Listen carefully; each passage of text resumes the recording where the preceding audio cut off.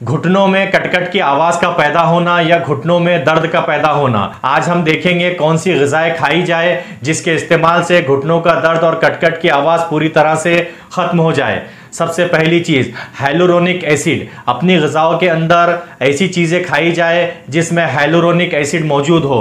Hyaluronic acid क्या होता है? घुटनों के अंदर जो चिकना पानी रहता है उसे साइनोवियल फ्लूइड या हाइलुरोनिक एसिड कहा जाता है। अब हम देखेंगे ये कौन सी चीजों में पाया जाता है। सबसे पहली चीज है अखरोट, नंबर दूसरी चीज है बादाम, नंबर तीसरी चीज है पंपकिन सीड यानी कद्दू के बीज। दूसरी चीज है कोलेजन रिच फूड जिसके अंदर कोलेजन पाया जाता है, जैसे ब्लैकबेरी है, अदरक है, इसका इस्तेमाल किया जाए। नंबर तीसरी चीज है एंटी इंफ्लामेटरी फूड का इस्तेमाल करें, जैसे ऑलिव ऑयल है, पपैया है, पाइनएप्पल है, ब्रोकली है, मेथी दाना है, हल्दी है। ये तमाम चीजें एंटी इंफ्लामेटरी प्रॉपर्टी रखती है।